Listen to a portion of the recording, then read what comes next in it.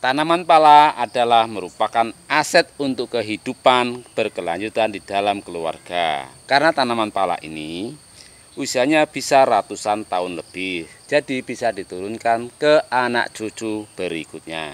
Untuk itu, mari sahabat tani, kita tanam pohon pala untuk investasi ke depan dalam kehidupan kita. Assalamualaikum warahmatullahi wabarakatuh. Selamat pagi dan salam sejahtera untuk kita semua. Selamat berjumpa kembali dengan channel Asep Sumantri.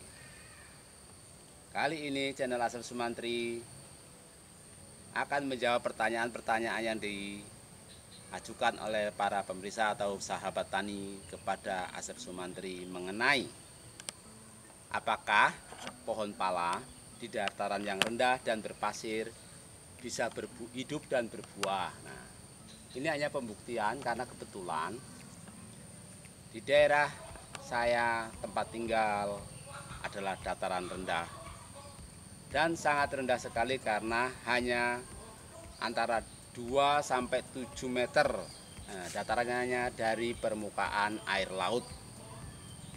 Posisi rumah di Kecamatan Semaka, dekat arah ke Saumil, yaitu pesisir Sumil, pesisir laut. Itu jaraknya paling sekitar antara 5 sampai 7 kilo. Dan tanahnya pun berpasir.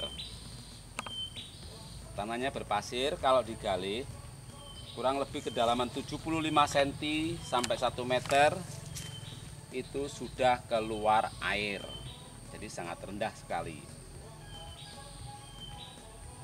Nah, ini pembuktiannya karena ada pertanyaan apakah pohon pala bisa hidup di dataran yang rendah dan berpasir.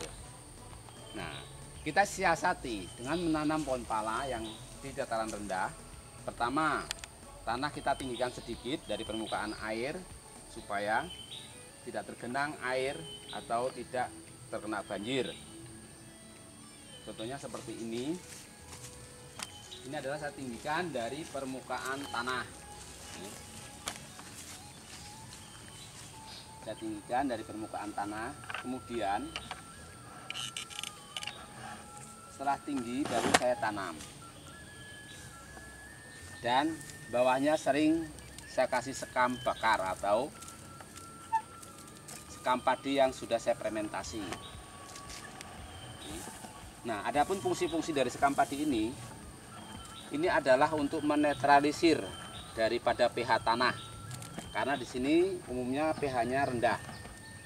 Nah, ini untuk menaikkan pH tanah, saya mencoba dan membaca buku-buku.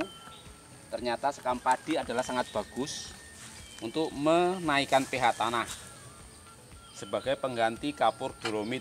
Nah, karena kapur dolomit kan harus beli. Kalau sekam padi ini cukup kita mencari di pabrik-pabrik, kita kemudian sampai rumah kita fermentasi atau kita bakar sehingga menjadilah arang seperti ini. Nah, ini di dalam arang ini banyak sekali unsur-unsur hara seperti kandungan magnesium, kalsium. Di dalam kandungan kalsium itu, kalau di dalam tubuh manusia adalah merupakan zat yang sangat dibutuhkan karena untuk penguat tulang dan pengantar makanan atau oksigen. Jadi penyuluhan. Begitu juga di dalam tumbuh-tumbuhan, antara kalsium dan magnesium adalah sangat berguna karena apa? Itu merupakan untuk mengantarkan nutrisi daripada tumbuh-tumbuhan tersebut untuk membagi ke seluruh tubuh sehingga membuat tanaman kuat, buah pun kuat seperti ini, tidak rontok. Itu tolong dilihat, deketin kameranya ke buah. Nah, ya, itu buahnya. Ini tanaman pala ini berumur usia antara 8 sampai 10. Ini kebetulan di belakang rumah. Itu rumahnya. Tolong di-shooting. Nah, itu rumah saya. Dan ini di pekarangan rumah. Pekarangan rumah saya seperti hutan. Nah, kayak kebun raya. Dari pisang ada pohon sawit, ada, tolong dilihat itu. Belakang-belakang pohon sawit, ada pohon rambutan, pohon pete. Pete pun di dataran rendah buah itu.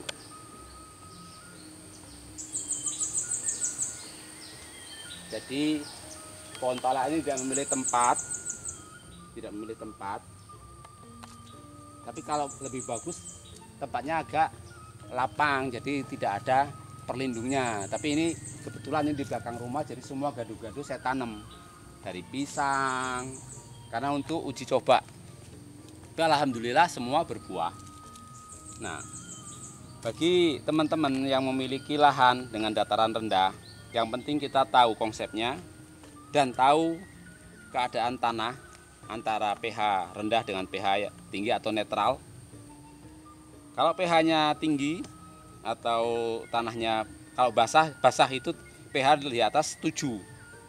Nah, itu perlu kita pemupukannya berbeda-beda juga. Tapi kalau pH-nya rendah di bawah 7 berarti tanahnya asam. Nah, untuk menaikkan supaya netral, nah ini sekam padi untuk pengemukannya dengan menggunakan pupuk kandang dan pupuk urea.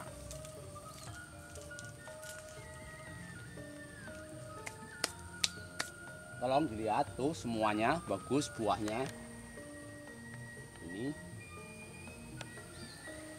Ini saya rekam pada bulan Maret tahun 2001.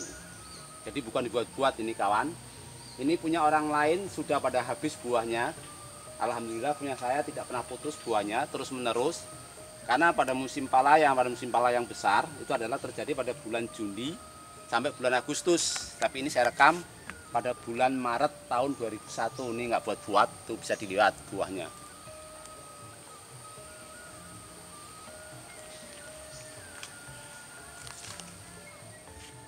Nah terus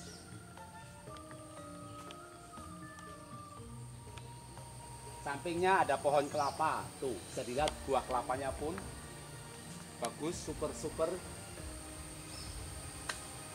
Inilah di belakang rumah yang saya buat untuk perkebunan saya sendiri untuk uji coba karena saya basicnya terus terang bukan tani. Latar belakang saya pendidikannya terus terang bukan di pertanian, cuma saya pencinta pertanian. Jadi segalanya saya uji coba, termasuk kelengkeng. Kebetulan kelengkeng sudah buah kemarin, sudah habis. Ini udah mulai tunas lagi samping-sampingnya.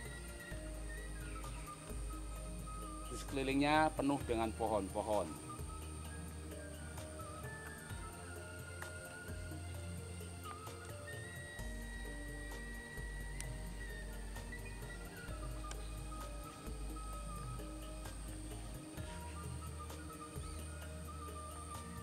Demikianlah penjelasan saya mengenai apakah pohon pala bisa hidup di dataran rendah dan berpasir.